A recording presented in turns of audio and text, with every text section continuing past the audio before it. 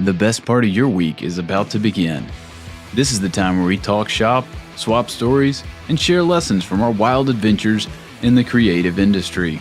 With each and every lovingly crafted episode, we strive to bottle that magic, warm, electric feeling you get after coffee with a new friend or attending a fantastic breakout session at a creative conference. You might start as strangers, but you'll leave as friends. Buckle up, settle in, and get ready for this episode of Making a Mark. Hello, and welcome to another episode of Making a Mark. The lovely Friday, or whenever you're listening to this episode, pastime you get every week where you get to hear from me and my delightful podcast compatriot, Ashley Ulmer. Compatriot? Is that a word? Compatriot? It for sure is a word. It's Is 1,000% a word. Yes, I was I've never heard homeschooled. Don't come at my vocabulary, bro. I was public school, so I think I would know a thing or two. You know what I mean? Like public school drill right there. No. You're street smart. And my wife reminds me regularly that I am not street smart. But that's what makes us a good team on the podcast, and then my wife and I make a good team at home. So here it is, compatriot, a fellow citizen or national of a country. So you're my fellow podcast citizen. Why I haven't heard it is because I feel like I say compadre. Is that like the Spanish version of compatriot? You know what? I don't know. Compadre is way more fun. Yeah, way of addressing or referring to a friend or companion. Yeah, so compadre is usually more like surfer buddy talking. Okay. Which is definitely more of your and my vibe. And compatriot, I've only heard like what do they call it? Communists using it. Like they're the ones that talk about compatriots a whole lot. So I don't know where that came from today. All right, but that explains it. In typical Making a Mark fashion, we are off the rails as fast as possible. Oh man. Oh Crazy. boy, oh boy. It is the season finale. We're at the end. We're at the end. What the heck? Like it feels like we just started the season not too long ago, but we've cranked out some episodes on this mother, and I've enjoyed them. I absolutely did not make time to do the thing that I said I would do and go back and listen to everything. What's up, everybody in the chat? Thanks for joining us. But I probably will do that at some point because I really do like each one of these episodes feels like a precious little snowflake. Like they're all different, they're all delightful, and I never quite know what to expect when we start them out. And we do have something I'm really like nerve-sided to share. But before we get into that, you know what I really wish we could do right now?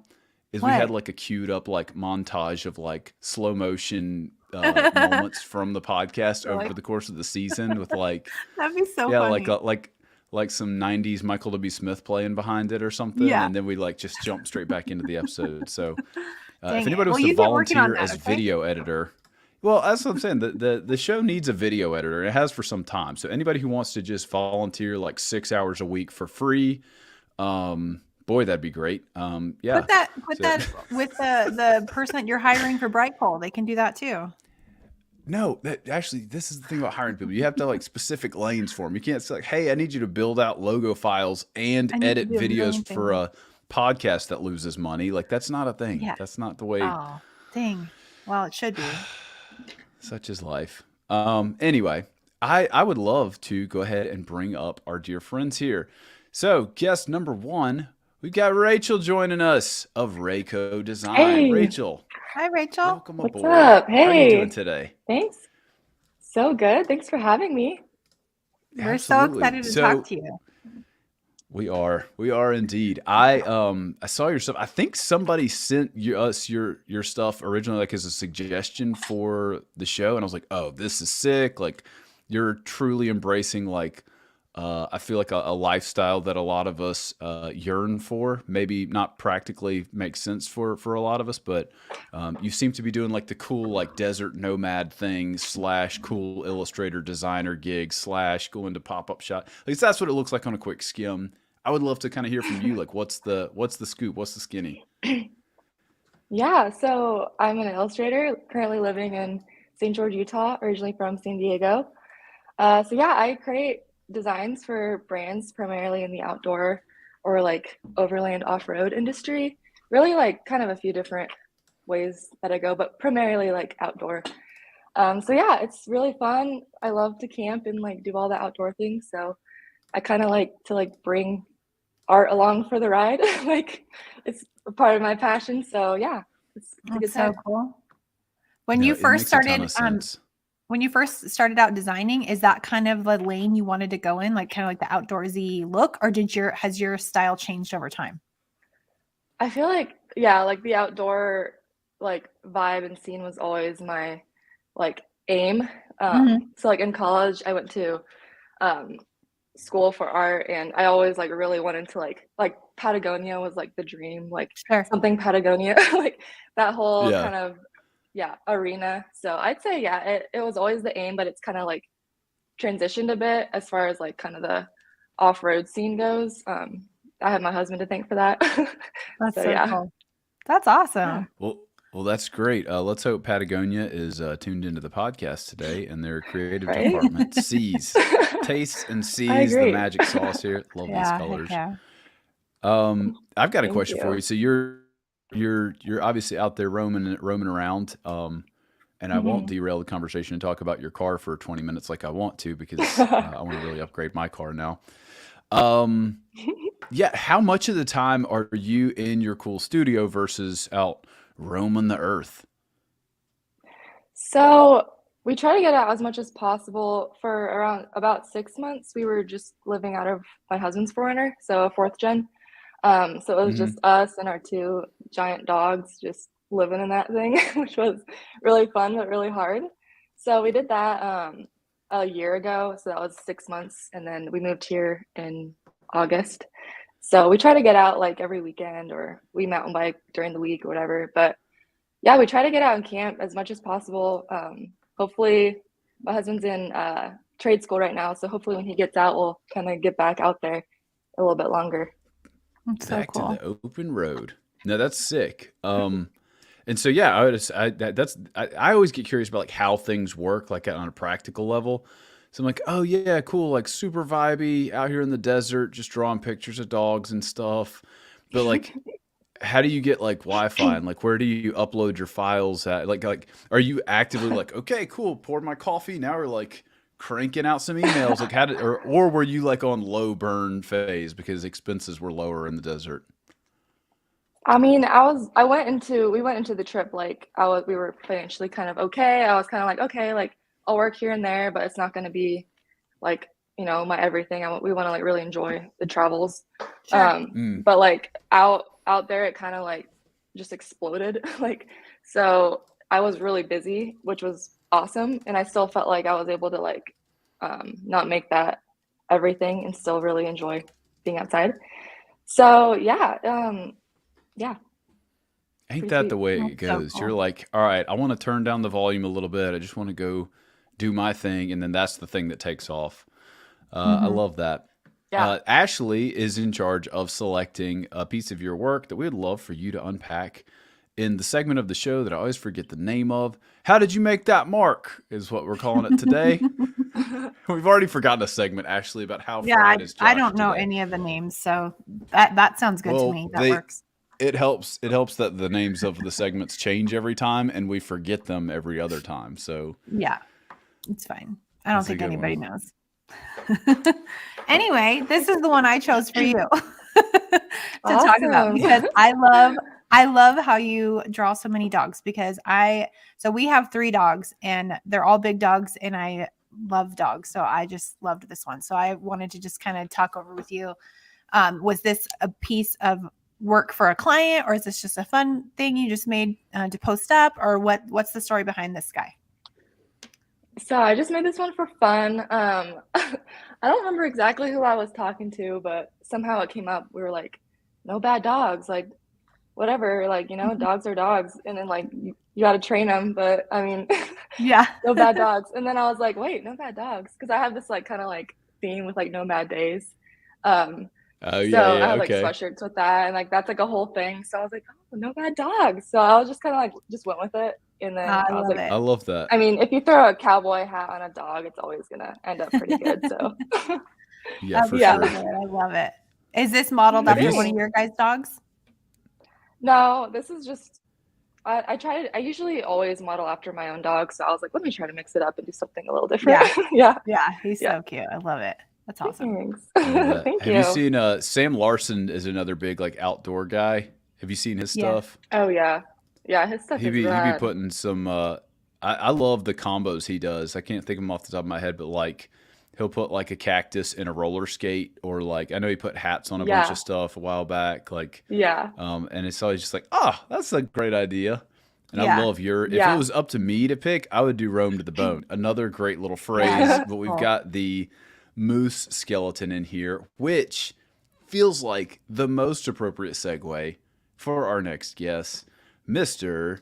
Jason Aldean Craig III. How y'all doing? Jason, Hi, Jason. doing great. Hey, Doing great. good. I would love to. I know we normally have our guests introduce themselves, and I will have Jason do some of that for himself. But as a fellow Augustinian, what do we call ourselves?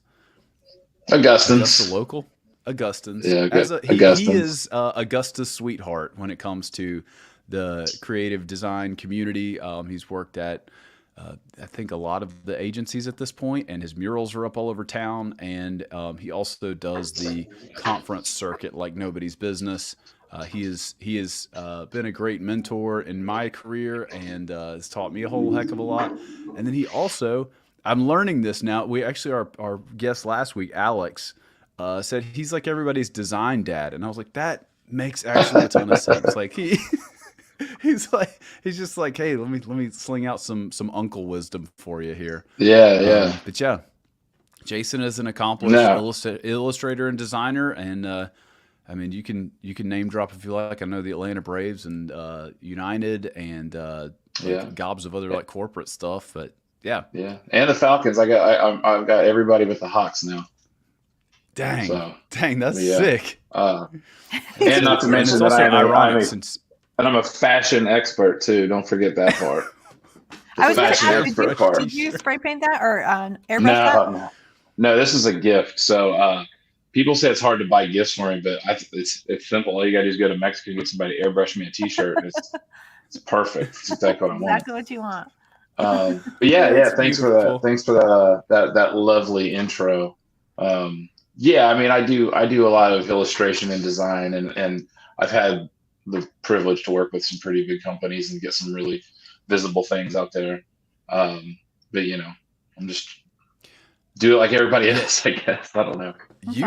You've also have like an interesting approach that like just baffles me. But I see it like how you actually like play it out. You're like you have two types of projects: extremely expensive ones or free ones. Like there is not a lot of in between for you. Like it's either a government art project or Atlanta Braves or Tony's hot dog stand down the street or like teaching high schoolers how to do a mural. And like there's a huge chasm in here, whereas my like business model is almost the polar opposite. But that's cool. That's fairly accurate. That is pretty accurate too, because I had this thing where I was like this like studio minimum thing, and when these small businesses would come to me and I'd be like, well, we have to figure out how to like bulk up your stuff to get to this minimum.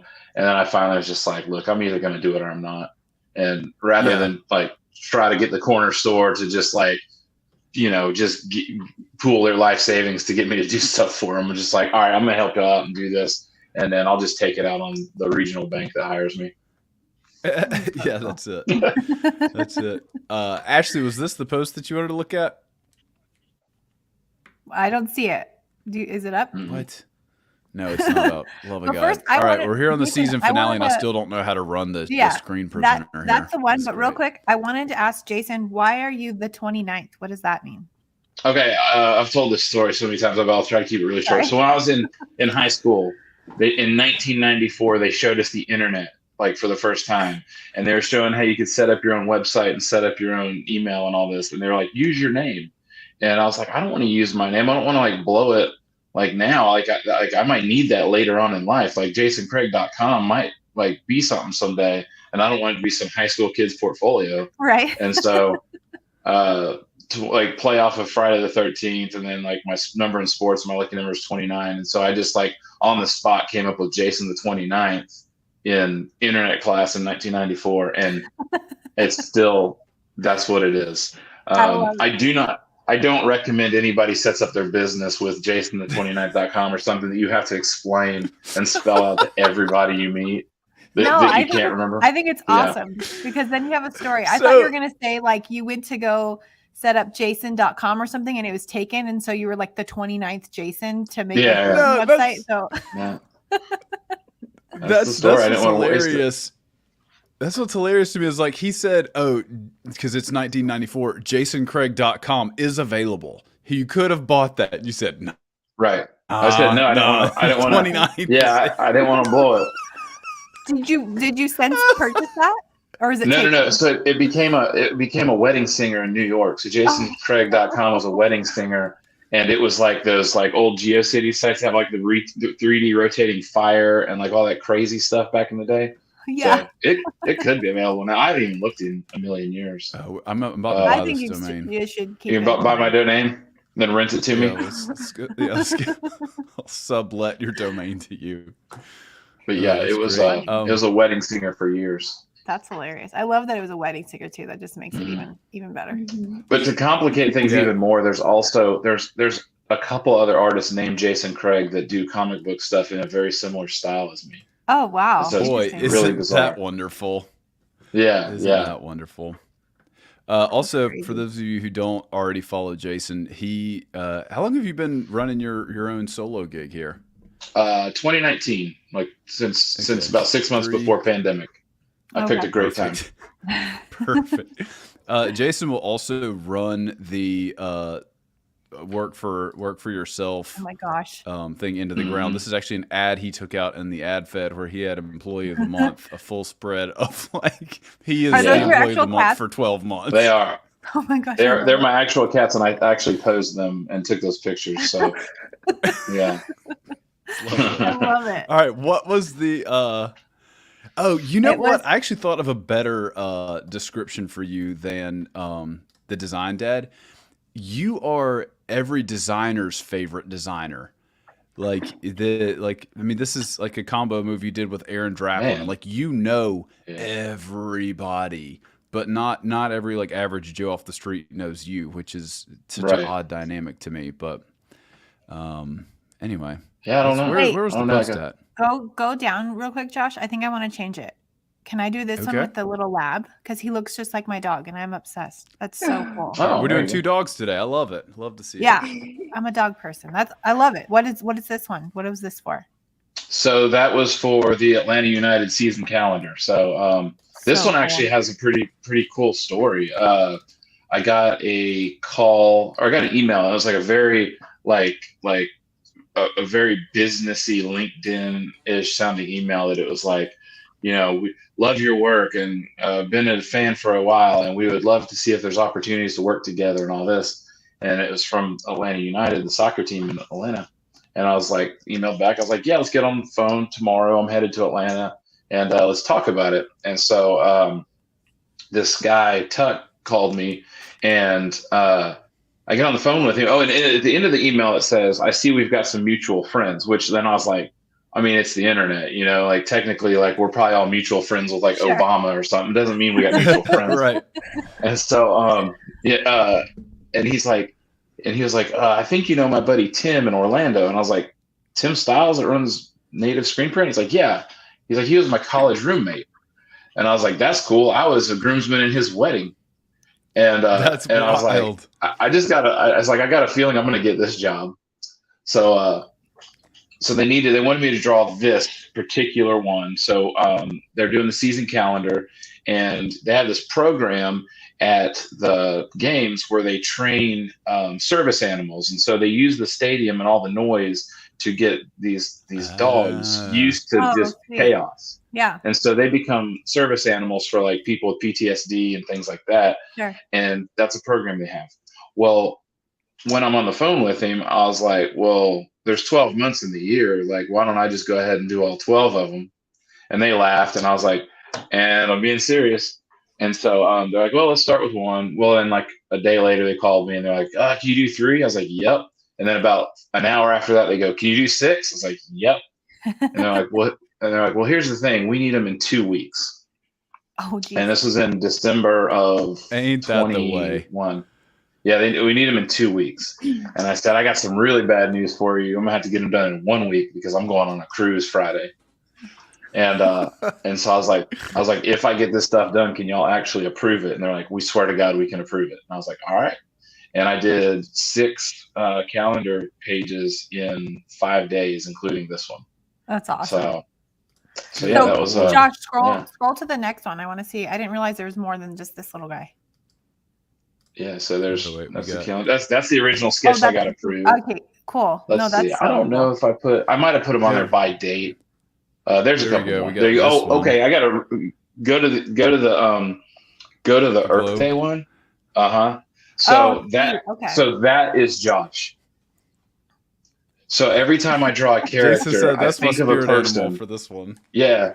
So I think of a person, and a lot of times it's myself. So like the dog, it was just myself. Sure.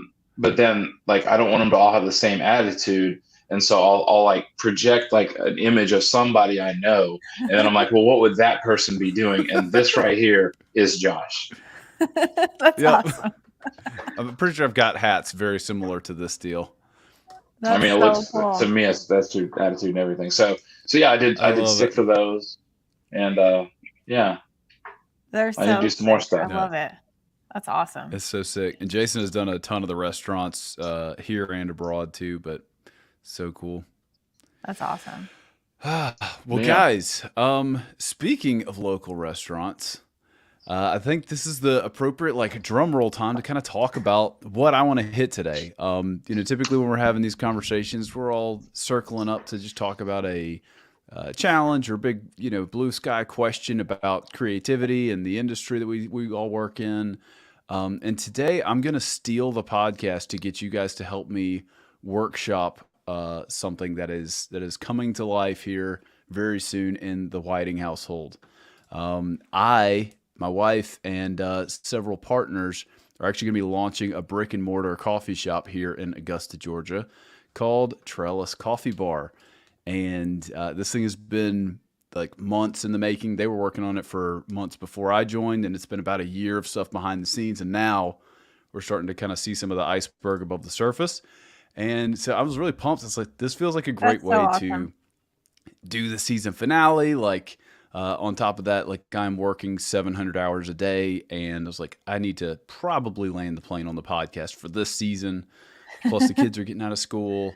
It just felt like all roads led to this being the finale today. But yeah, I'm so pumped to kind of walk you guys through this stuff. So I'm so pumped for you guys. That's so awesome. It is. And I know actually I've told you about this before. But sometimes it's like, yeah, we're going to probably do a coffee shop or something. And there's like a bunch of different shades of that. But then there's like, oh no, like you guys have a building and a place and a thing that you're doing. Yeah, it's here. It's Trellis Coffee Bar on Instagram. We got a website, which we'll look at in a second. This little dude is, let's look at it's a creative show. Let's look at the, I want to look at like, let's see that stuff. Behind it. All right. So cool. Here is the, oh wait, can we see this? No, love of God, Josh. Okay. Podcast listeners, you didn't miss anything because you can't see anything. But let me go present my not slides screens. This is the most like first fumbled. Time. Yeah, it's like it's only our 30th episode. Every single time I have to remember how to do it. To be fair, I do feel like StreamYard could have like where you could have a bunch of files prepped and different screens down here, just pull them up and down. Instead, you've got to unshare and reshare the screen every time. But anyway, so I treated the partners like a client, and we walked through my normal logo process. And, we want this thing. It is in an old kind of mid-century filling station. I think it was an old Sinclair shop. We wanted to embrace that and not just homogenize it. Onyx Coffee will be our roaster. We got to go to Arkansas and do training with them back in February and get in the belly of the beast and get in the lab. And like, it was so sick.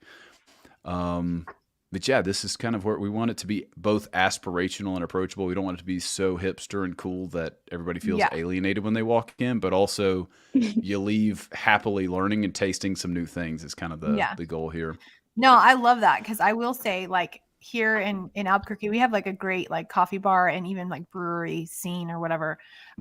But there are a few coffee shops that are so hipster that I won't go to because I'm like, I don't like. I mean, I don't know, just because they're like annoying, like the way they like treat you when you walk in. I'm like, I'd rather like go to just whatever coffee shop. I don't know. So I appreciate that. I like that thought. Well, that's something we're working on because it's one of those things like once you get excited about something new, it's hard not to geek out and be like, "Ooh, single origin dosage," like you get into all the like stuff. They're like, please, dear God, can you just like pour something in this cup for me? Just give me some coffee. I don't care. That's it. Cool. Rachel, are you a coffee person? Oh yeah, I love coffee. Got my coffee right here. I should have asked that like before we jumped into the episodes. Like, oh, before we spend a bunch of time talking about a coffee shop, I should make sure at least. Yeah, do you like it? Coffee. But yeah. Oh yeah. So yeah, we ran with the front of the shop. Like this is what the building looks like. We got these two big bay doors that can open when the weather's nice. Oh, sweet. And really wanted to kind of like revitalize what's here, not gut it. And so we're keeping a whole heck of a lot of the stuff in there. And we said, hey, like to cement the fact that this is a location and the location's kind of cool looking, we're going to use the building and the logo. And we get the little micro guy over here for smaller applications. I like that Simplified the lines a bit. And we're really just trying to kind of hit line drives here, not do anything too crazy because it's not like we're in Atlanta or Charleston or Charlotte or Greenville where you're competing with 4 other specialty shops. Like, yes, there are coffee shops here, but we want this thing to kind of feel like it's been transplanted from one of those bigger markets to Augusta. And then as always, I'm a maximalist, so just cranked out 1,000 different variations of the logo and kind of stuff in the neighborhood here. And yeah, the colors are, this Sinclair is actually from the shop. So this green color is on the outside of the shop. This is a tile inside the shop. And we just kind of built everything else around that. Got the pink as like kind of like a funky accent deal. And here's some of those in color. And just, again, trying to keep this thing feeling real. It's wild. We've been like doing this thing for like a year and I'm still struggling to perfectly articulate the right words for the what's in my brain. Sure. But yeah, it's like, like the gold school Spotify playlist there. It's just like kind of mellow and like got some soul to it. And like, that's kind of the zone that I want. That's the soundtrack I want people playing in people's head when they're up in the shop doing things. But so here's a photo of the actual building. That's cool. It is so cool getting up inside there. This is obviously like a real rough mock-up, and Jason is actually going to be suspending from the sky on the little drummers from heaven in the mega church. He's going to be painting doing the lettering over the deal here. Okay. That's right. That's awesome. Yep. And awesome. we've got another mural artist coming over here and doing some like roads with vines and flowers interwoven in it to be like, trellis, and then like Augusta cityscape, not cityscape. What's it called? Like the city grid. Skyline. Okay, grid. That's the open map. Yeah. So that's kind of like the gist of the brand. Let's look at some boring construction drawings. No, I love looking at blueprints. I think it's so interesting. Mm-hmm. Yeah, so this stuff, well, here's where I get frustrated is I'm like, we spend all these hours sweating all these choices, and then they crank out some little 4 kilobyte picture that is immensely pixelated to the point that it's not useful anymore. Because you can't see, and the colors are wrong, but you can't see, but there's like this wood slats going off of the front of the bar that don't touch the floor and the ceiling, so it's like kind of like this all the way around. We've got our drive through and this little cubby here, so yeah, we are pumped. Yeah, but this is the view. You walk in the front door, you go order, and then you turn to the right, and is this location pretty close to like where you guys live, like where it's like, because are you going to be physically working at the shop, or yeah, in the owner's agreement, all partners have to work 5 hours a month. Like it's kind of like a Chick-fil-A-esque model where like we are working shoulder to shoulder with our teams. Yeah. A lot of my role is actually marketing and creative, obviously. So I'm going to be doing a little bit of outside sales. We got a coffee cart where we'll do like shake and espressos. I'll show you guys a video of that stuff in a second. And we've actually already started doing that, and it's been awesome getting a lot of feedback and people joining the email list and stuff. Cool. Prior to So, opening. But yeah, you walk in the. I Go can ahead, Jason. let me jump in and add to that location question, because so downtown Augusta is very walkable. Like we have the widest sidewalks in America, and it's Oh, very wow. walkable. And there's so many, like there's like coffee shops you can just go chill and sit down. That is not where they're putting this. They are putting this on the busiest street in downtown Augusta, Walton Way, and the only other two coffee shops over there that I know of are Starbucks and Dunkin' Donuts. And Okay. so they're going to compete. They're going to go over there and compete with like The big boys. the yeah. big boys, and I think they're going to crush it because there's so many people over there that would rather have something local.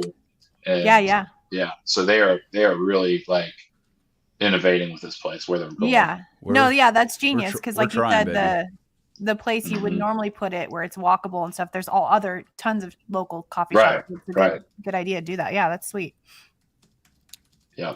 And that's so true too. Like, because like for me, like I was saying, like we have a ton of local coffee shops here, but I will only go to the ones if I have time, like on a weekend, but I'm saying on a weekday, I will only go to the local ones that do have a drive-through. Because if they don't, like with my kids and stuff, it's just too hard. Like I'll either do that or I'll go to a Starbucks, because it's like too hard to get out, park, walk through the little, downtown and all that stuff. Like it's too much. So I think that's genius. Yeah, that's a great idea. Yeah, I'm always a big fan of like go where there's some undriven snow. Like there's the kind of several hot spots where people are obviously putting coffee shops in town.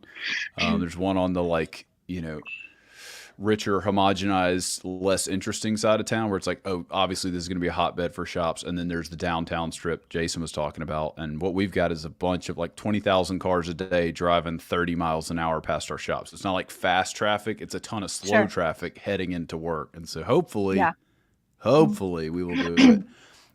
Early Bird Creative down here had a great question. Naming colors. I know how I do that, but I would love to hear from you guys. Do y'all what process do you use to name colors in presentations for people when it's appropriate? Obviously, if you're just pitching an illustration, they don't care what color it is, or what name it is. I just try to think of cutesy, fun names. I don't really use a process. I just come up with something that just sounds kind of cool. I don't know. Yeah, same here. Usually, I look out in nature. I'm like, oh, sandstone orange. Perfect. Yeah. Exactly. So it sounds like we're all making it up as we go. That's fantastic. I think it also depends on the client too. So if I'm working for instance, recently I just did a brand for this women's clothing line, and it's very much inspired by 80s and early 90s and stuff. And so it was Barbie pink or I don't know. So it's it depends on who you're working with too. You name it according to their So I use my naming to steer my clients the direction I want them to go, and so I'll name it'd be Atlanta red if it's a Coca-Cola red, and then I'll name if they're between this red that I want them to use or a brown that I don't want them to use, I'll be Atlanta red versus New Hampshire brown, and so they'll be well, I can identify with Atlanta, but what's this New Hampshire about? I was that's just New Hampshire brown. Yeah, that's the or other if it's or if it's a really crazy color, I'll be Asheville, green or something, so that they're kind of identifying and kind of project a tone with the name of the color. Yeah. So that's cool. That's a good idea. I do that with my mood boards too. I name my mood boards the same way. That's cool. And this is dirty, ugly, fat booger green. And then we have nice pink. Yeah, right, exactly. Baby poop green. Okay. Yeah.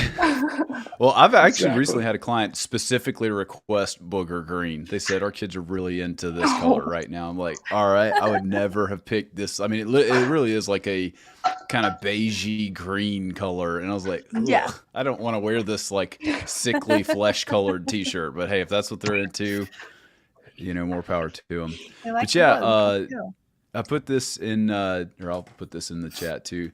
This is one thing that I use to quickly snag, not paint tents. What's it called? The hex code for stuff. It's called SIP. Been using it for years. It's $10 one-time purchase, and it has. I don't know if you guys can see it here, but it has turquoise blue. It'll have a little suggested name. Sure. But then I'll like, if you're pitching something to a youth group and then it's like deep lust or whatever, or like, the devil's taint is the color it comes up with. I'm like, all right, we gotta like rename that one for you. We're not gonna roll with that one.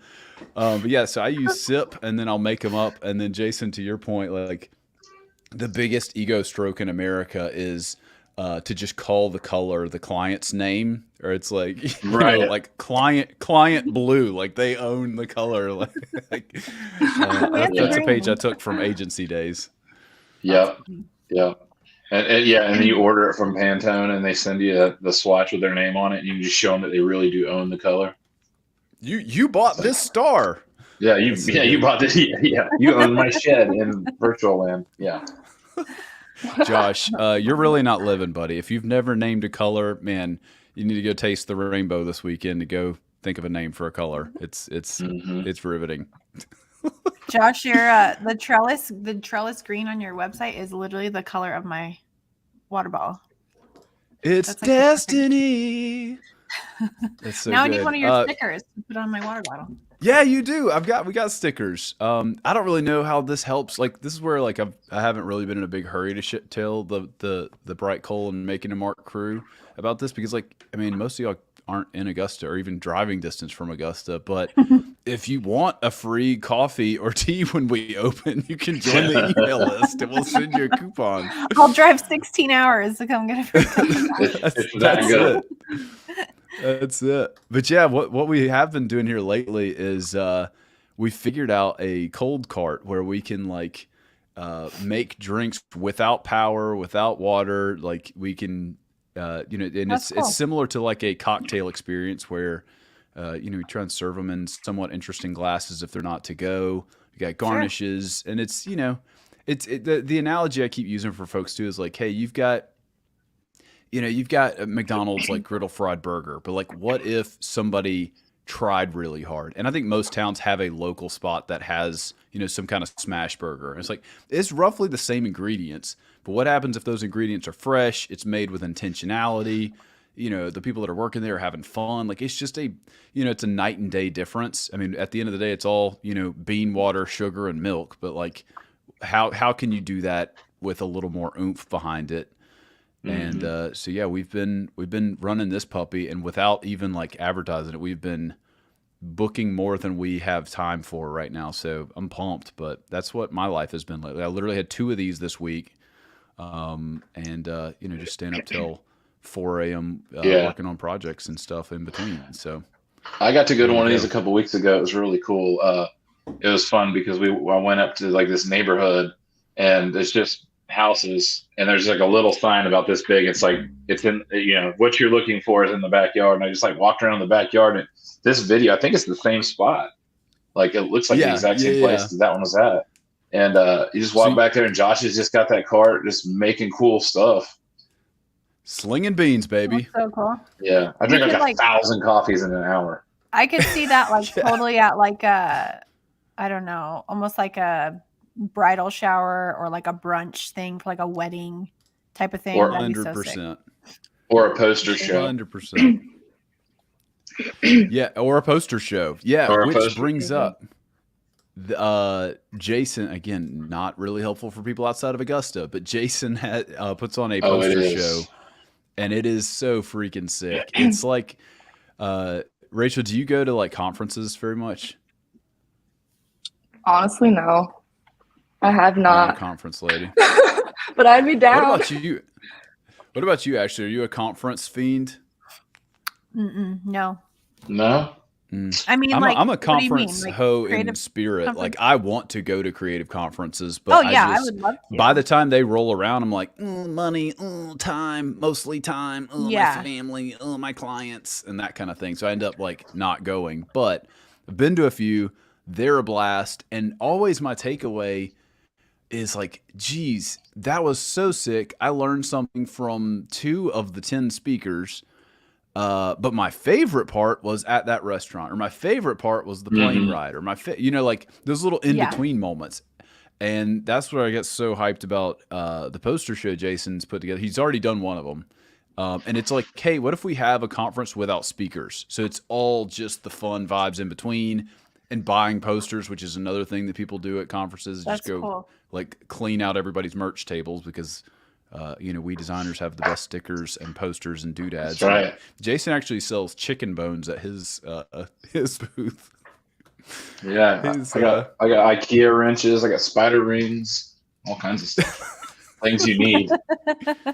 Things you need. I'm gonna pull it up cool. here to see if you got. I know you got So some of when these you up on say the site. poster show, you're not meaning like just specifically posters, like it's just any Yeah. sort of merch, or just No. specifically It's posters? just, so what I do is I recruit 30 artists, and they all have to make a poster that's just the broad theme of Augusta. And there's so much from here, like all the famous people that have lived here, the golf aspect of it, the military. There's so much stuff here, Cool. and just their spin on it. And yeah, we just make a poster. We don't just do anything, but we make posters and we sell them, and That's cool. have like big, like kind of party type atmosphere. It's fun. That's sweet. Are the Mhm. posters, are they all like screen printed type thing, or it just depends No, on? I wish we could screen print them, but there's out of all the 30 artists, there's maybe 5 that are capable of doing that. Sure. And Sure. one day maybe we could do it as a screen printed show, but for now I partner with a printer that does a really good job. Cool. Offset That's printing. awesome. That's super cool.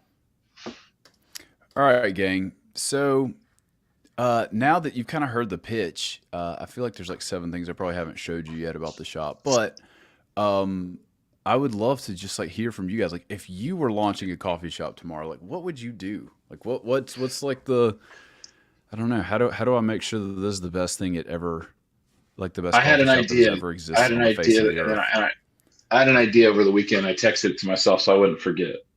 So Oh, you know love how it. in Bob's Burgers they got like the sign that's got the different burger with like the pun on it, like in the background. Yes, Have you ever seen that? yes. Okay, No, Ashley doesn't So- believe in adult animation, so she was probably not Really? even seen Squeaky Clean Bob's Burgers. I've seen some Bob's Burgers. Yes. right.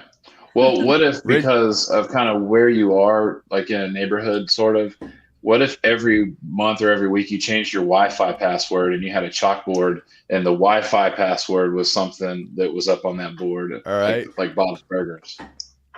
Writing that That'd be down. cool. That's so great. We're making a mark. Coffee shop ideas. Bob's Burgers Wi-Fi. Yeah, that's another one that is interesting. Like you're thinking like, oh shoot, like I need to turn these tables, but I also want this place to be super vibey and like a great place to be. Like, how do you Yeah. balance? Have a great time for 1 hour and then leave, please. Like, you know what I mean? Like, people just come in and set up all their textbooks, because we're also like bicycle distance from the college. Okay. And so it's like I can totally imagine. We got a tight-ish space, and somebody like comes in, one person sets up on like one of our 2 like 4 top tables with a bunch of textbooks and just orders a black coffee and stays there for 6 hours. I'm like, that's, how do we alleviate that? Sure. But Do you guys you have know, a patio there's- space too, like outside? we do, sort of. So that's one of the things that with those bay doors, like we can open them up Yeah. and bada boom, bada boom. Are you There guys it going to is. allow dogs? That's a great question. Oh, that's the Augusta. They're probably going. I don't know. They're probably There going will to be bring them. dogs. Uh, Yeah, they there will will bring be dogs. There will be Well, dogs. one thing is like it's a real They bring different dogs. vibe when those bay doors are open versus closed. Sure. So we'll have like the work bar over here with power, and like we're going to kind of invite people to camp out over here. Like there's power, there's not Yeah. power over here, and obviously all this furniture is Mhm. placeholder. But this Mhm. wall is where Jason's going to have the mural. We've got a huge metal beam here. He had an idea of like completing a phrase like, let's grow together on the beam, like smaller up at the ceiling, and then trellis coffee bar, like on, or just trellis Cool. on that big wall. So you kind of like look up and down and finish the phrase, which That's I think is sweet. dope. But yeah, we'll have some What's like the loungy, mural couchy gonna be? vibes. Oh yeah, that's so cool. I was gonna ask Jason, what's the mural gonna be of? Do you know yet? We don't know yet. I know kind of like the style that it's going to be. So what I'm going to do is paint in like probably a higher key color, some thing, but then I'm going to come back with like big fat like paint markers and do like a ton of like smaller little pieces that go all Cool. over. So it's going to be able to, you'll be able to view it from afar and then up close, like pretty well. You gonna show my respect mural? Yeah. Let's see. Like this is one of the things where like I've seen Jason do it other times, and as soon as he was like, we could maybe do that here, I was like, that's gonna be real nice. Real nice, Clark. It'll be real nice. Let's see. Where's Jason, do you do any like, because you do obviously the murals and obviously the graphic design side of things, do you do any sort of like actual like canvas pieces that you sell, like art that you paint and stuff? I do. I haven't. I mean, that's sort of my background. But I have, since pandemic, not quite as much because there's not as many art shows, but I had an analog studio where all we did was paint and screen print. But yeah, so like kind of how that respect mural is, it'll be something nice, along that same style. Sure. That's awesome. I love that. What about you, Rachel? Do you do any sort of like art outside of just graphic design? Like do you do any sort of painting or any sort of making outside of it? I used to do a lot more, and I feel like I'm really like missing that. I feel like I've been so busy and stuck in that like digital world. But I'm trying to get into murals more. I want to just like do some sort of like hands-on something. Yeah. I don't know. Like pottery would be so cool. Yeah, I really want to make pottery, but that would be your pottery would look so sick with like your style, like your designs on pottery would be so cool. Thanks. Yeah, it would be pretty fun. So we'll see if I get the time to learn. Yeah, that's cool. That's so cool. Yeah, we have a couple mural artists. Well, not a couple. There's a lot like here in Albuquerque that like their work is so sick. And I wish I could do like with me, I can illustrate, but not with paint. Like if it comes to paint, it's so terrible. Like I can't paint for shit. Yeah. Like, it looks so bad. But but I respect that. That's so cool. For sure. Yeah, the iPad is amazing, but I feel like it's also ruined me. Like anytime I just hand draw now, I'm like double tapping with my fingers. Yeah, like, that's the like what am I doing? Right. Yeah. I agree. I think it's one of those things that like it has bridged the gap and made it approachable for people like myself who like the other felt intimidating, but now like going from digital to analog, like it's like, oh man, this is so slow and I can't, circle and copy this thing and iterate 70 times in 4 seconds. Like once you draw it, it's there. There's no undo. There's no, well, what if this line went this way without redrawing? I do that though. I double tap my sketchbook all the time. It's like, why? And then I'm surprised why nothing happened. I was like, oh, I'm not magic. Nothing makes you feel crazy like that one. Mm-hmm. Yeah, I don't know. This is something I've wondered about for a while. Like, and all three of you guys have this bone or this muscle or this itch, and I don't. I need to go express. I need to go like make something just for fun. And like, if you ask me, hey Josh, like, what do you want to do for fun? I'm gonna say, go sit out on my back porch, or like go for a walk, or just do something other than my day job. Not like I love doing this work, but I don't want to go like honestly, those are the projects that stump me is, hey Josh, you haven't made a new sticker in a while for Bright Coal. And this is something I need to do. And I'm literally about to hire somebody to make stickers for me because I always sit down to work on stuff for myself that doesn't feel urgent or like there is no sandbox to play in. It's like, go roam the open fields and frolic, and I'm so like. But you're making an entire coffee shop, though. You're making a whole store. No, I definitely be making stuff. I just like this podcast is another one I've talked about. Like, this brings me life to like go solve problems and create and book guests and talk out of the side of my neck every Friday. But like when it comes to like, hey, I would never pick up my iPad on a Saturday afternoon. Like, I don't know what I'm going to draw yet. I would never do that. Oh, just like creating for the fun of it. Yeah. And if I it would be, let me take the House Industries like lettering book and like pull it up next to and like learn a skill and draw like 70 Fs next to each other. Like it would not be let me draw Humpty Dumpty if he was a 90s hip hop artist. Like I would not do that, right? See, I get distracted like even during my workday because I want to just draw just like stupid things. Like I like that have, just for fun. Not stupid things. They're not stupid. They're fun. But like, you know what I mean? Like I just want to draw cutesy things all day, but sometimes I get distracted because I can't. I mean, you've kind of made a career out of drawing cutesy things though. Like you are literally, I don't mean this as an insult by any stretch. You're like a doodle artist. Like you make like little tight illustrations. You know what I'm saying? Like it is literally like you're the kid who is good enough at drawing on your Trapper Keeper that you got to make a job out of it. Like that's the Ashley Ulmer way, right?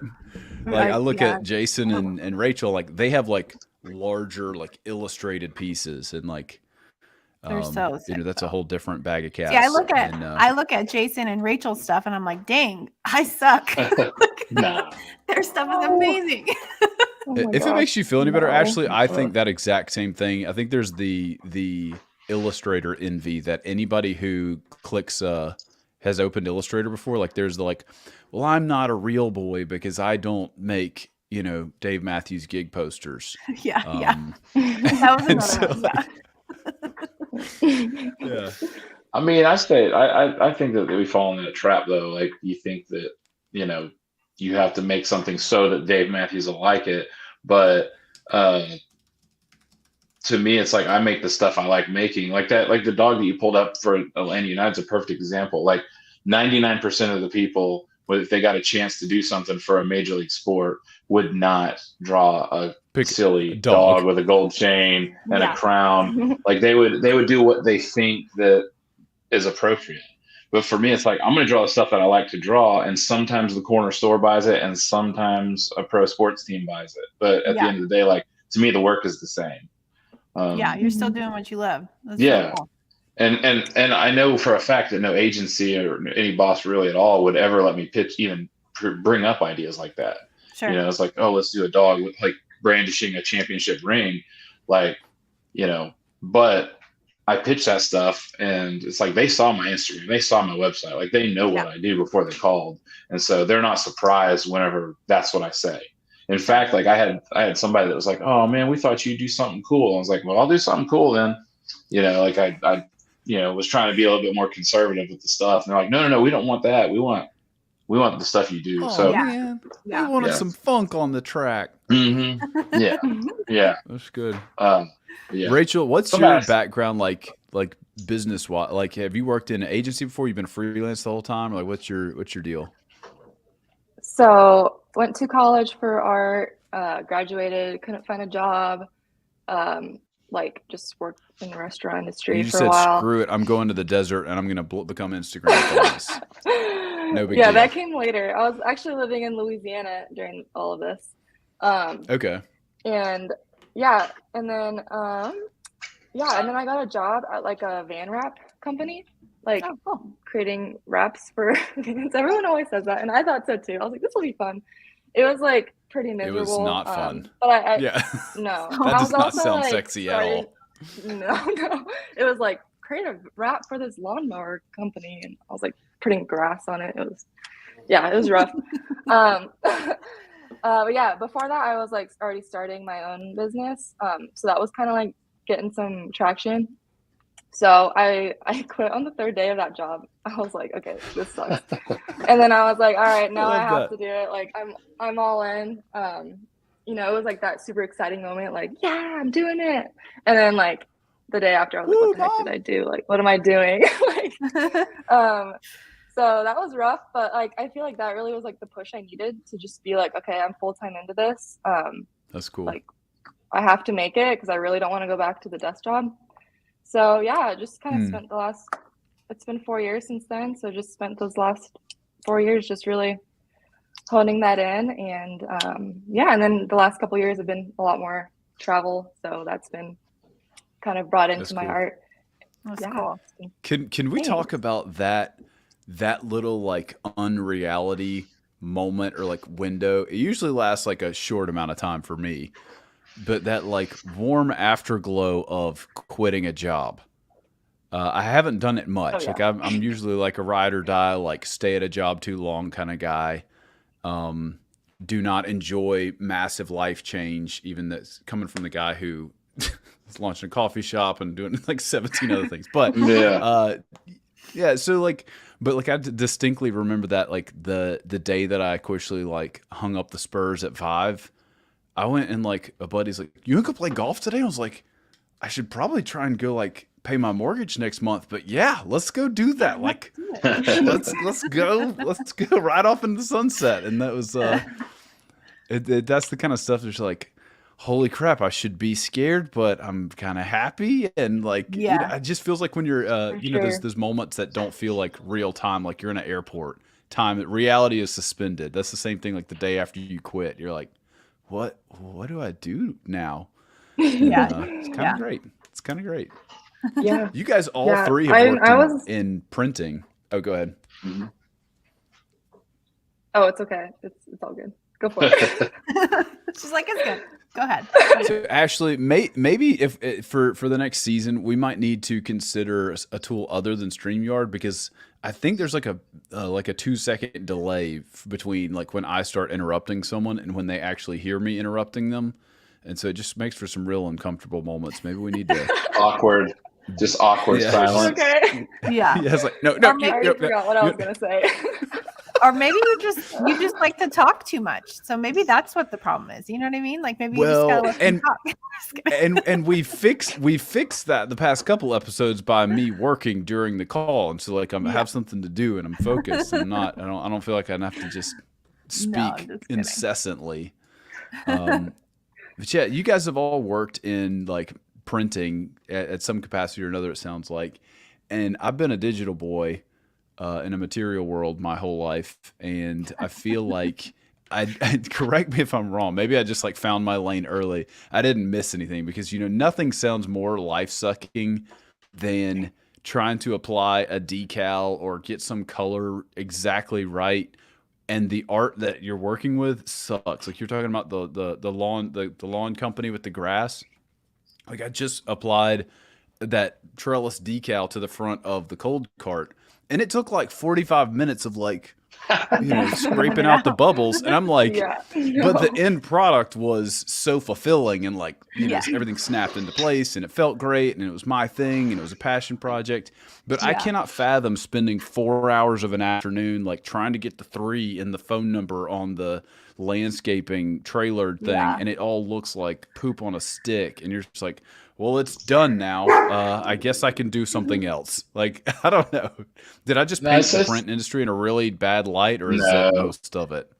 It's like anything, you get good at it. I mean, I started off working at a sign shop, and we designed and made radio station vans, and it wasn't printed wraps. It was all cut vinyl. And so we'd have these decals that were like van sized, and there'd just be 2 of us like holding this thing. And if it Oh, touches wow. itself, we're done. And there was like people that have been doing it forever, and they could just like walk up there and slap it up there and just like be done in seconds. And That's crazy. it's just wild. like anything, you get good at it. That's That funny. makes me See, I so had like the sweaty to best think of both about that. worlds. Like when we had our screen printing shop, I would never print anything. Like it was always like my husband and our dudes that work for us. So I was always just in charge of like the art and separating the art. And I mean, I would go down there, but I think I pulled a squeegee maybe once in the 5-6 years we owned that shop. So I never had to do any of that stuff because I don't know. I think I actually would have probably liked it. It was just at the time we had little kids, so I was at home with them too. So I just never did it. Mhm. So maybe I could get into it, because there is a part of me that loves that Zen state of like I used to cut grass in like college and high school, and I do enjoy like, you know, if you just do the steps and the thing is done. Yeah. And I love making drinks for people. And like, you know, that get to do that all the time for the coffee shop, and like just working the process and like doing something that is somewhat challenging with your hands, but it's not, you know, problem solving. It is following Yeah. steps correctly. Like that does appeal to me, and I would assume like pulling screens is really similar. And Mhm. maybe to a degree, wrapping radio and landscaping vans could get to that point too. But I don't know. Yeah. Yeah, I think there's definitely something really fulfilling about like physically making stuff. Like, I mean, I love doing that with obviously like the keychains I make, figuring like I had to figure out how to do that. And, you know, now it's fun. Or even just making stuff with my hands, or like building stuff. I love doing that. I just like seeing my stuff out in the world. That's always my thing. It's one thing to fire up a screen and see your work on a website, but to look out the window and see it physically out there, to me, it's just cool. Especially like I do a lot of t-shirt design, and whenever I'm at an event or something, and multiple people have on shirts that I've designed, and not because they know I'm gonna be there or anything. It's just like they're just wearing these shirts I made. And it's like, oh snap! Like, you know, I made all this stuff that's here. To me, that's a really like validating kind of cool thing to be able to walk out and have like come back to you in a way. That's so cool. See, the craziest thing to me, especially a car. Oh heck yeah! Like I've experienced that with seeing like shirts out and about. But the craziest thing for me now is like going to like a local Goodwill or something, and then seeing those shirts now on like the rack. And I'm like, dang, that's so crazy. That's how old, like, they're like nobody, like, they're not, I don't know. They're like vintage now, but it's just, it's funny. All right. You want to know a real humbling experience is I used to play music back in the day. And, you know, when you walk into your local Second and Charles and you see your CD on the rack for like, please take it. It's free. Like $2. Just get it out of here. And you're like, not only did someone not want this anymore, but like the store doesn't even want it either. Like, cool. Very, very nice. Very nice experience, guys. Also, this is embarrassing that my face is in this place right now. So Ashley, I think I've heard, I think the rest of us have kind of nosed up against it, but is it every graphic designer's dream to do a mural or to have your, like, I think we all agree we want our work to get like used out in the world, but I have this aching desire. Don't want to do t-shirts, don't want to do other things, but like to actually paint a mural, extremely appealing to me. Rachel, I know you touched on that. Ashley, is there any level of that for you too? Is that just all of us? We all want that? We all want to be illustrators and paint murals? I would love that. I mean, like I said, because here, just in Albuquerque, we're like, the culture here is there's a ton of art and there's tons of murals and, you know, that style of stuff. So yeah, I mean, I would love that. But then looking at there's no way I could do it. Like in comparison to like the artists that are here, like it would just look like such poop. So like, I'm like, there's no way. Listen, it would be cool. There is a way. Life finds a way. I've made it a mission in life to quote Jurassic Park as much as possible and interweave it into all conversations. But Jason, so with that being said, you've got 3 people who understand design, are like bumping into mural work and are interested in it. Like, what's the like crash course from Uncle Craig? We could like, what's the best like baby step maybe? The best baby step is to go paint baby rooms. Like that's what I do. So everybody has, you know, when they have like their nursery and they have a new kid, like if it's a boy, they want like a baseball room, or I just did like a Winnie the Pooh room. And what you do is you go and practice inside people's houses, like on the walls, and like get really good at painting, you know, get good with brushes, get good with paint. But that's the way to do it. If somebody pays you $1,000 to do a baby room, like you're going to get to experiment and try a whole bunch of stuff that you don't have to worry about. Like it's not going to go on your Instagram. It's not going to taint your brand or anything, but you get good at that. And then it's easy to go out in the world and paint something you really want to. So that's my secret. Like I go to a county over and paint baby rooms, and nobody would ever know that, but I've done 100 of them. Like that's so cool. Really? Well, the other I've done a couple this year. Is that's crazy. He said, "I'm never outgrowing the baby rooms. That's my bread and butter." Jason Craig. Somebody looks at your Instagram and you got the drop down on your website. They're like, "Wow, this guy's like real into like this thug kind of like gangster, like dark stuff." And you're like, "Yeah, I do baby rooms." Paint baby rooms. I'm telling you. I mean, think about it. Think of all the different techniques you can use. I mean, people want clouds on the ceiling. People want cartoon characters. They want nature. They want all kinds of different things, and it just gives you a chance to get like practice with those tools and like almost like a perfect environment, because it's like inside is clean, the walls are smooth, and and then you also like for me, Like I know Well, a it's lot not of people sweaty project too, their right? murals. Like you're It's not not. Yeah, so you're in the air it's conditioning. not Yeah, hot it's like a outside. You great got time. light if you want Right. it or not, and then you're Yeah. not you don't have the stage fright too of like bum Yeah. walking past you on the street and asking you how you're Right. doing this. You're like, I don't know what I'm doing. I'm trying. Sorry. Right. Another So there's good all one- that stuff. Another good one would be pediatric offices too. Like Mhm. every pediatrician we go to, their walls are like painted with Nemo or some type Right. of character. Yeah, and then you can just gradually like just copyright work your way up. infringement. Yeah, but I mean, you think about that, like anything that you can do to practice your tools, and like I do this mural camp with kids, and it's like next month, and we did it last year, and I take them out and guide them to do like a mural out in town, and as teenagers, and then I challenge them to go home and like paint the wall in their bedroom. You know, ask their parents like if they can paint their bedroom wall, or like go to their like the whatever pool they're members of or whatever, and it's like go ask if you can paint like the back side of the pool house. You know, like find somewhere where you can go do this, because like to me murals are every one of them you make, like you get more confidence. And so it's just like, yeah. like I remember people would be like, what's the biggest wall? Like they're hiring me, like, what's the biggest wall you've ever painted? I was like, I don't know. Is it going to be your wall? You know, it's like, it doesn't like Could be you. Like I want to do like a 5-story building. You know, I want to do something people can't do.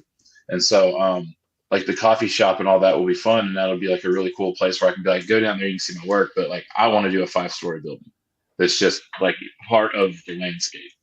I didn't tell you this, Jason, but we are planning on expanding just vertically. So we're not going to open additional locations. We're just going to keep adding, like we'll have a parking deck and it'll just be a coffee tower. It's just more trellis. Just more. No, so in the private chat, Josh, I just put this guy that I just started following, and I thought it'd be kind of cool for us to look at his work. He does like painting, but he also does stuff with wood. And I just want to get your guys' thoughts on it because it's so freaking sick. And yeah, he's one of my favorite. Alex's one of my favorite artists. It's so cool. Yeah, like that's something like that's the kind of stuff when you said like you're jealous and like want to do that stuff. Like that's the kind of stuff I wish I could do. Yeah, exactly. Like that's so freaking cool. Holy smokes! Yeah, his stuff is great. And like the layers to it, not just like visually, but like physically, like the skull inside the happy face. And he cuts all those. He cuts those out by hand too. So like cool. He doesn't have like a computer cutting those things. He does it all himself. Oh wow, that's so cool. Yeah, I would love to learn how to do that. To use like a, I don't even know what the tool's called, but you know, to cut the wood and stuff like that would be so cool. Yeah, that's one of my favorite artists right there. Can I just be a kid for your mural camp? Can I just come to one of your mural camp days? Everybody asks that. I'm just going to have to do a grown folks mural camp when I paint my 5-story buildings. I'll sit back in a lawn chair and I'll be like, "You're doing great, Josh." All right. I need y'all to go paint the huge 2 floors of red. Yeah. Do you guys ever watch? Do any of you a fan of the show Ink Master? Oh yeah. Oh my gosh, literally that's my favorite show of all time. But like the challenges they do are so freaking sick. Like, and that just reminded me of like how they do murals of like giant buildings and they have, 14, 15 people all working on it at one time. But it's so cool. Yeah. Or they'll like make a picture out of nails. Yes. Yeah. The stuff they do is so insane. I love it. I'm obsessed with that show. Mm-hmm. Yeah. Alex James is one of my favorite artists. That's cool. Yeah, I'm here for this for sure. So, Jason, in the name, I'm a big like practical guy, and I also need things to be over-explained typically. So, like, let's say I was going to go paint a baby room tomorrow, and I know again I'm okay with like I can get on the computer, mock up something that I want to draw on the wall. That part of it I'm not as worried about. But like, okay, what are my steps? Like, what kind of paint do I use? Do I just go and get like Bear from Home Depot, or do like? Yeah. See if I got one sitting here. So I use Sherman-Williams paint. They don't pay me or nothing to say that, but I use their paint This from episode brought to Sherman-Williams. Because you know how when you like paint a room and then you got to like paint it like 3 times because it just doesn't cover. Like it's so much cheaper to buy better paint, and so I buy Sherman-Williams paint. You can get sample quarts of that for like $12, and a quart of paint goes a long way when you're doing characters and stuff and using multiple colors. But I start there, and I just get all my colors pre-mixed. Like I have swatch books, just like I would have a Pantone book. I have a paint swatch book, and Okay. and so I just pick my colors from that, and then I call them up, and I'm just like, hey, I'm painting inside, and that tricorn black is like their blackest black. Like that's what I get for black. So I know a lot of the colors, and I know a lot of the numbers. I know the numbers for Sherman-Williams, like I know my Pantone numbers now. I love that. I love how See, they sad even this use witty most names, popular too. colors are too. It's like That is kind of sad. it's just yeah. all the shades of beige. Yeah. Agreeable That's gray. I like that. Agreeable. Yeah, it is too. Accessible beige, and not to be confused with agreeable gray. We've got accessible beige, inoffensive So, I mean- cream. Yeah. So I think about it just kind of like whenever you had the brand guides for trellis. Yeah. You know, build a palette. You know, show them. You know, here's what I'm thinking. So like, I just did one that was Winnie the Pooh. Well, I could go like a couple of ways. Do you want like the new like Disney-ish like Winnie the Pooh, or do you want the old school Yeah, like more painterly pastel-y. Winnie the Yeah, Pooh? And they wanted the old school one. So like that was a little bit of a challenge because then I had to like make it look like an artist painted it, as Yeah. opposed to it was More printed on the wall in stickers like cartoons. So yeah, it's just challenging. But I think that you start out and like you can project stuff and trace it up there on the wall and paint it. And it's not, I mean, really anybody could do that. And it just takes time. You just get good at it and learn tricks. But I got like, I try to do everything without a projector because it limits a lot of stuff. Mainly you have to get out there at like 5 a.m. when it's dark if you're going to project things. And it kind of sucks like drawing with pencil on a wall in the dark, especially on brick or something. So there's some other tricks like doodle grids. And, I always have this thought that if I drew something once, I can draw it twice. And so it doesn't have to look exactly like this thing to the point where I'm tracing it. Like as long as it looks the same intent, nobody really knows that it didn't look just like what I sketched. Yeah. All right. So again, in the name of ignorance and education, what is a doodle grid? Okay, so a doodle grid. Let's see if is that like the paper with the holes in it that you can like? Okay, so right there. So go back to that YouTube video. You don't have to click on the YouTube video, but just hover. Nope, scroll down. Nope, this with the mouth. Right there. Okay. So you see those like glyphs on the left, like how it's just like a bunch of scribble scrabble. Okay, so remember like in school when you draw like a grid and then you would look at the thing, you'd be like, okay, this line goes here. Yeah. And like you copy it. Well, when you're up on a wall, the last thing you want to be able to do is like lean back and be like counting the grid in. You get lost in it if it's a grid. Okay. And you don't know where you're at. You can, if you're off one, then your whole mural shifted. So what you do is you get up there and like I just use the alphabet. So you just A, B, C, D, and you just make a bunch of that. And then you take a picture of the wall and in Photoshop overlay your image. And then like you can see the white lines that aren't painted yet. Yeah. Yes. So you use those doodles as your guide to see where those lines would go.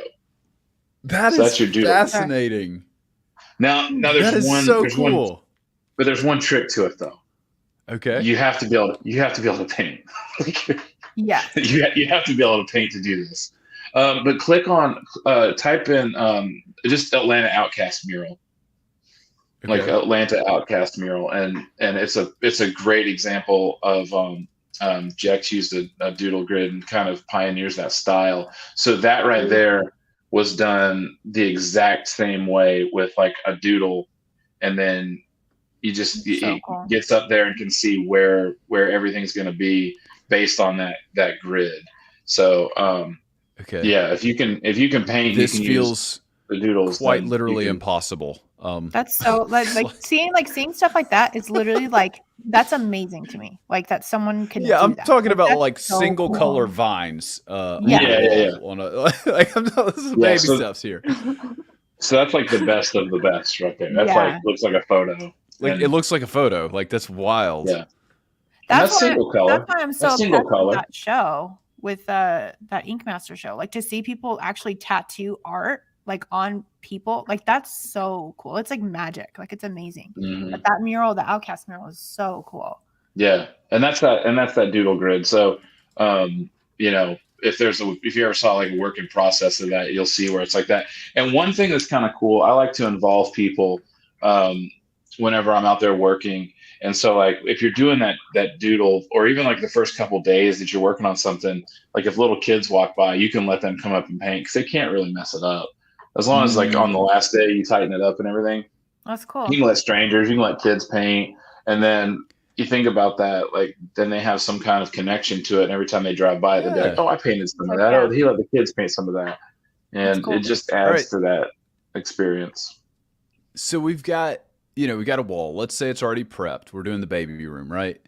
And then you're taking, it's presumably not some crazy contrast, like thick coat of paint to do your doodle grid. Right. But you're making a doodle grid with paint. Is that right? Yes. Yep. And then you're taking like chalk or pencil and like actually sketching your thing that you're trying to put on top of it. Yep. And then you're using Sherwin-Williams. Yeah. You're using your Sherwin-Williams for the actual like mural itself. And then what kind of brushes? Because like I brought up sign painters. If you guys haven't seen it, this is a documentary about like letter painter, sign painter. I don't know how else to describe it. It's pretty self-explanatory. Sign painters in the United States and kind of how that industry has changed over time. It's free. It's utterly delightful. I watched it for the second time a couple of months ago, and they're talking about like it's this like guy that looks like he's geeked out of his mind, like he is not making good life choices. And he's talking about how he has $1,000 worth of brushes in this little like ratty toolbox shed. And I look at that and I go, "That's sick. I'm not going to go spend $1,000 on brushes to go do the baby room, right?" No. What's my you don't need super long? Okay, what do I need to get at Home Depot to go paint the baby room? So I use a lot of these like flat bright brushes, what they're called, bright. I don't know where this brush came from. It was just sitting on my desk. This isn't an actual brush that I can remember using in my life. But like Liquitex makes these Liquitex freestyle brushes. And so I have like all different sizes. I've never actually used this great big brush. But Liquitex freestyle that makes some pretty cool products. And I have no idea what I would use this for, because it's real thin. But like if I was doing something, say that I was going to paint like some crazy calligraphy on the side of a building, like I could probably use that. This was just what was within reach of me. I mean, I have tons and tons of brushes. But for the most part, like here's some stuff too. So I use these little cups, and you can use little plastic cups too, but I put this much paint in there, and like I have a jar of water, and like pretty much, where'd that other brush go? Whatever I did with that crappy brush I just had, you could pretty much do an entire, like all the design stuff. There it is. So like with this stuff and some paint, you can pretty much do anything. Like you don't need a ton of tools. Like you really don't. Yeah, I don't know. Maybe I'm oversimplifying it because I've done it's just like what you said about it's like the van wrap thing. It's really difficult for you to put on a decal, and it'd probably be a little bit difficult for you to paint Winnie the Pooh in a baby room. But you learn tricks, and you figure out stuff that you didn't have to do. There you go. Those Liquitex freestyle. Well, no, so like that universal flat is like I have universal flat brushes that I've been using for 20 years. The same brush and that universal angle. Yeah. I have those splatter brushes I've never used. I have those paddle brushes, which I end up ruining. I use that brush a lot. That's my main like big brush. So I use that a lot. Yeah. And this is, I mean, $22, think of that, $22 for a brush seems like a lot of money, but I had 3 of those, and one of them disintegrated in my hand. I'd been using it so long. Like it finally just like it had no more will left to live, and it finally just completely fell apart. Yeah, it wasn't it wasn't the little hairs. It was the handle that disintegrated. The whole thing just fell apart. I mean, it was like if all your hair fell out. Please, like Let That's me all. die. I'm tired now. Time Um, to go to Just let me be. brush heaven. but yeah. So I use a lot of those. I use a lot of those right there, and then for like outlining and stuff, I use like a Liquitex like long like number 7 round brush or something like that. So yeah, those right there. Go to flat. Not I use the round for some stuff, but most of the time I use flat because the flat you can kind of turn on its side and get several line widths. So like Okay, yeah. That's cool.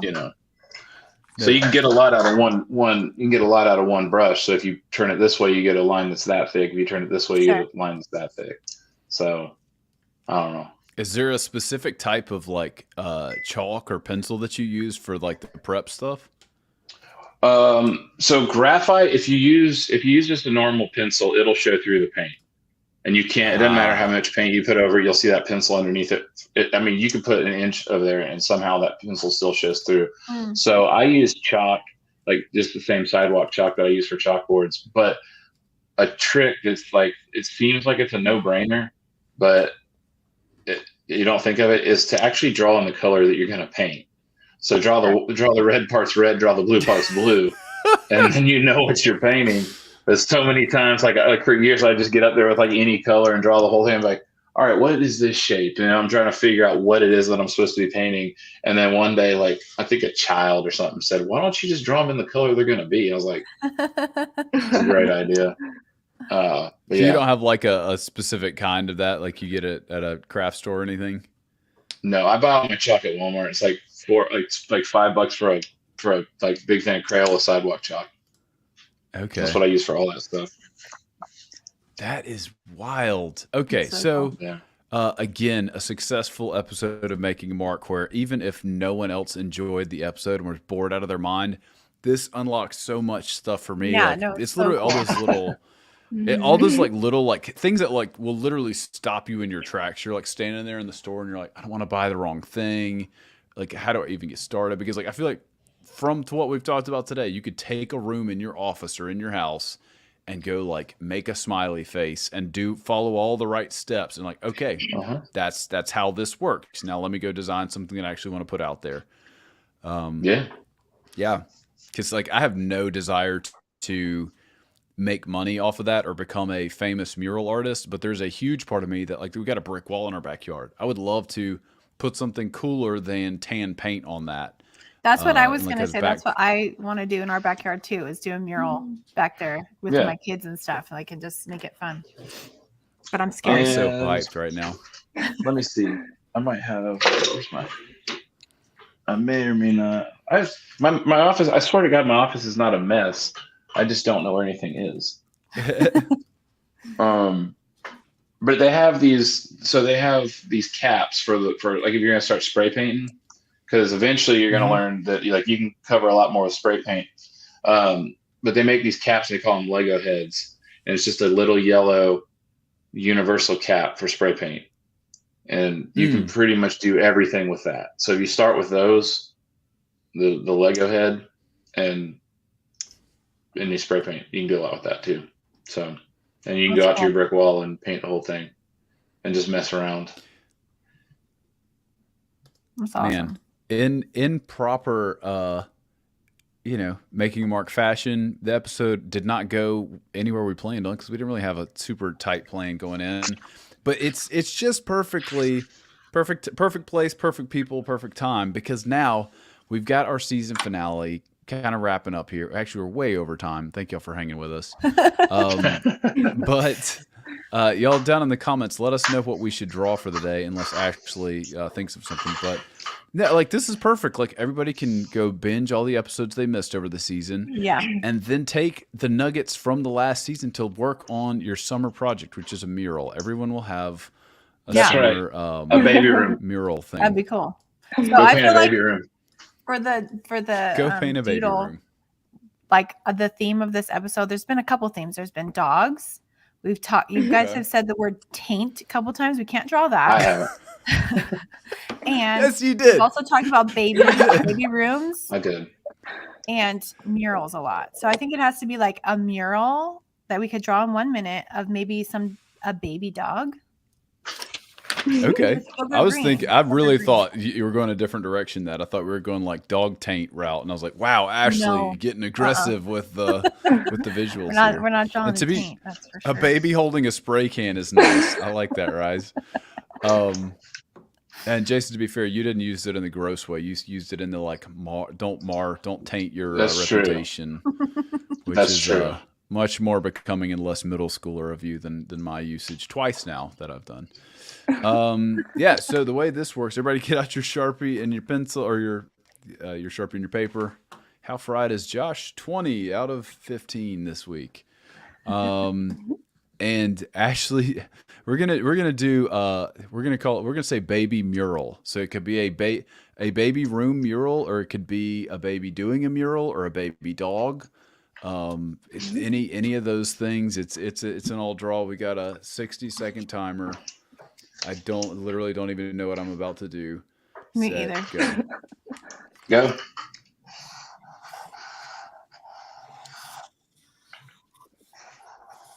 This is so bad.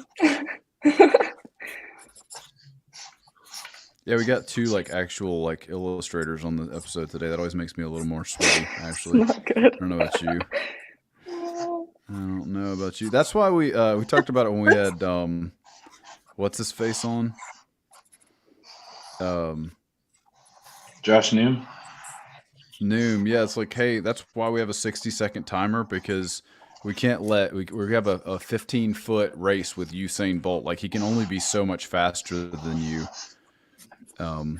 If the distances are short enough. This is so ugly. Oh my god. This might be one of my best. I think I'm gonna frame this. I'm having to speed up. Yep, and that's time. Dang, this is the problem, actually.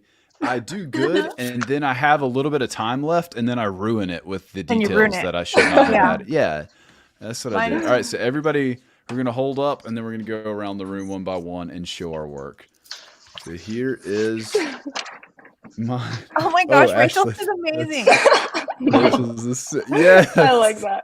so So good. is Jason. That's so great. Mine is so All right, what- stupid. What about mine, Ashley? Is mine cool? Talk about Wait, how what is mine is it? cool. Is it a burrito? All right, What so is it? I'll go What is first. it? No, it's a baby bottle. I was trying to do it in like yeah, it's a baby bottle filled with originally coffee, but I was like, that's the whole thing is just gonna look black. And then I had like paint dribbles like coming off of it. Yeah. But then the A paint spray dribbles paint kind of baby ruined it bottle. and made I it like it. difficult to see. So it's a bad rendition of a baby graffiti bottle. That's All right, Ashley, I you go? next. Show us your mega baby. Mine's a roly baby holding a spray can. It's so ugly. That's so good. Yeah. I could never do that. It reminds me of I can't remember what the brand is, but like one of those like 80s Michelin or 90s Man. like baby doll brands. Or maybe Oh. Michelin Man. Yeah, they're just, Yeah. Is it the Cabbage Patch Like a dolls Cabbage that have Patch like Kid. Yeah. like hardcore, like they've got like dimples on the front of their knees, like intense like the- obesity problems. Do you guys remember the Garbage Pail Kids? Mm-hmm. This is showing my age. Yeah, Garbage Yeah, Pail from, Kids. like- yeah, Yeah. they're so cool. I used to love that. Ah, Jason, I love it. Jason or Rachel definitely won. Rachel, let's see yours because Yeah. yours is sick. Like yours is. Oh, you go, Jason. It's definitely not a baby, but it's a baby It's dog. so because cute. I don't draw babies, so. I think that's the love one. That's so Rachel, Thanks. Rachel's is like tattoo ready today. Like crushed it. Yeah, who Yeah, wants yeah, it? cool. In yeah. a minute. That's ready. so cool. Right I on love your it. thigh. It's perfect. It's ready to go. Yeah. Jason, what you Oh. got, dog? This mine's. I can't see y'all and my thing at the same That's time, so No, that's. I think I perfect. tried. love the You got it I all. think It looks like a French bulldog, and I love that. Yeah. The, It Yeah. literally is so good. Yeah, And definitely. the thing is that like the like that I would show that to a client. Like if you look at like my Yeah, dog, yeah. like that, like that's what I would show a client. Like so, it's like a French bulldog with a baby, like this, and they'd be That's like, so "Oh yeah, cool. just like that." And then that's what I would base my whole career on Whole is pitch on, yeah. drawings like that. That's so Yeah. cool. I love it. That's That's Yeah. awesome. That's so cool. I don't know. But- Oh, there he is. I was like, I thought Josh I'm left. And I was like, hey guys, I don't know what I'm doing. Okay. no, he's we back. got our pace appearance in. Yeah, there it is. Yeah, you can watch Pinkalicious. But guys, thank y'all so much for your time today. This has been an absolute blast, and Yeah, thank you I guys. really could not have possibly fathomed a more fulfilling and delightful season finale than what we just did here today. And here, take it. You take it and run. Take it around. But yeah, thank y'all so much. We'll have links for everybody down in the show notes, and don't forget your summer reading assignment of go paint a mural, and I'll have links to some of the things that we looked at in the episode today. No, we should legitimately do that, and then have Jason come back and Rachel come back, and they can both critique us. Critique them. Yeah, that'd be so cool. We can like actually take our phones out there and like show them our mural. How did I do, Dad? Yeah. Does it look I good? think that's great. Well, Rachel can actually take her murals to exotic places and just paint rocks in the desert. And I don't know, like the legal implications of that, but that's way more vibey than baby room. Like that's anyway. But guys, love y'all. This has been great. Actually, I've considered kicking around doing like Instagram lives over the summer, maybe, or we don't know, pending the colossal amount of work that the coffee shop entails. Like, is this going to come back in the fall? Are we going to kick it to next spring? Or is this the end of the show forever? Who knows? But we've enjoyed it. I think you do it. I think you do it from the coffee shop. Oh, shoot. Oh, shoot. That's a baller move. I feel like we've invited the family. Mic drop. There you go. For all of my clients, all of my clients that are worried, like, oh God, is Josh about to like drop all of our projects, and does he still do logos anymore? Yes, Nope. I'm sending you guys an email soon. Oh, Jason, don't say No, that. he doesn't. Come to me. doesn't. I will help you with that. Yeah, he doesn't do any of that anymore. It's all coffee all the time. Oh no, 24 hours a day, nothing but coffee. I love cortados, cappuccinos, lattes, cortados. It's all that. No. Love y'all. Peace.